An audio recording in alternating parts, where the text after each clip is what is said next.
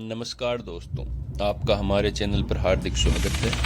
आज की इस वीडियो में हम बात करेंगे भारत के हॉन्टेड पैलेस के बारे में। जब भी भूतिया स्थान यानी भारत के हॉन्टेड पैलेस की बात होती है तो सबसे पहले एक नाम का जिक्र जरूर होता है, वो है भानगढ़ का किला। भानगढ़ का किला भारत के सबसे हॉन्टेड पैलेस में से एक है। यहाँ आने से पहले लोग डरते हैं और कई लोग इस डर की वजह से आते भी नहीं। ये तो दिन की बात है, रात में तो भारतीय पुरातत्व सर्वेक्षण भी यहाँ जाने के लिए मना करता है। इसी वजह से शाम 6 बजे बाद यहाँ जाने की मनाही है। लेकिन लोगों की दिलचस्पी यह जानने में होती है कि आखिर भानगढ़ में ऐसा क्या है कि वहाँ लोग जाने से क्यों डरते हैं, इसके पीछे क्या कहानियाँ हैं, क्या राज है।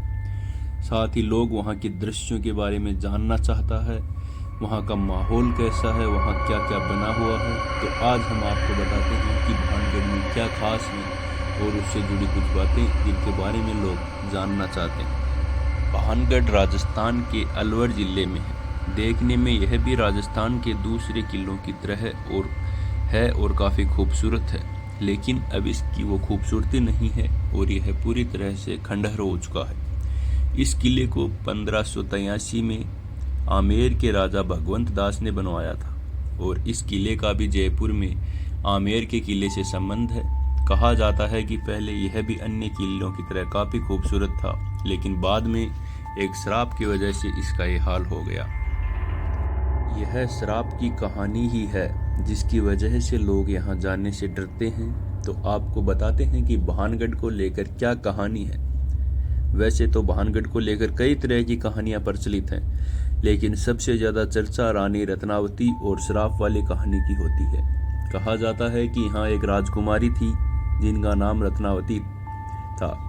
रत्नावती अपनी खूबसूरती की वजह से मशहूर थी और उनकी सुंदरता की बातें काफ़ी प्रचलित थी।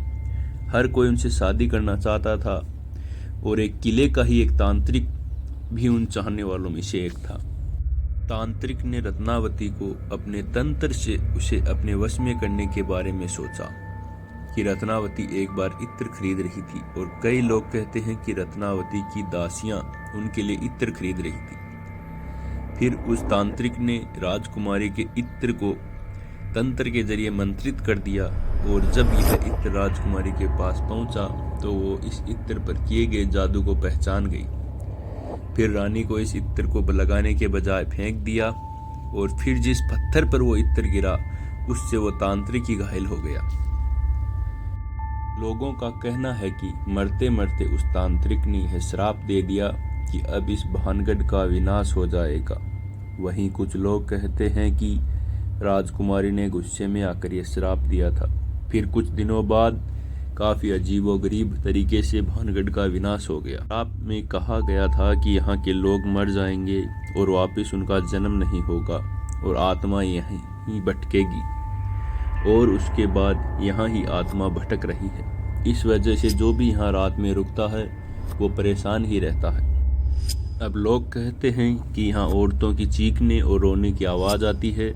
अब ये कहानी कितनी सच है यह कह पाना मुश्किल है, लेकिन स्थानीय लोग अक्सर कहते हैं कि किले के पास से औरतों की चीखने और रोने की आवाज़ें सुनाई देती हैं। कोई बताता है कि यहाँ जाने पर कोई उन्हें मारने की कोशिश करता है और इसे लेकर कई तरह की कभी भी लोग यहाँ पर नहीं जाते हैं। यहाँ जाने पर लोग बताते हैं कि जब भी यहाँ कोई रात में रुकता है तो मर जाता है या फिर 1-2 दिन में उनकी अकाल मृत्यु हो जाती है। जैसे कई लोग एक्सीडेंट में मर जाते हैं, इसलिए इन प्रचलित कहानियों की वजह से लोग यहाँ रात में नहीं रुकते और सूरज अस्त से पहले ही यहाँ से चले जाते हैं। आइए आपको भानगढ़ से जुड़ी कुछ खास बातें बताते हैं। इस किले में प्राचीन दीवार, बाजार, हवेलियाँ, मंदिर, राजमहल, छतरियाँ, मकबरा आदि हैं और किले में घुसने के लिए 5 दरवाजे हैं।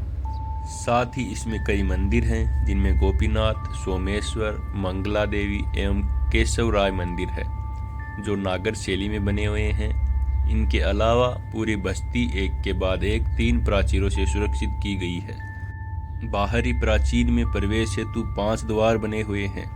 जो कि उत्तर से दक्षिण की ओर क्रमशः अजमेरी, लाहौरी, हनुमान, फूलबारी एवं दिल्ली द्वार के नाम से जाने जाते हैं, मगर अब वहां बने मकानों पर छत नहीं है और सिर्फ दीवारें बची हैं।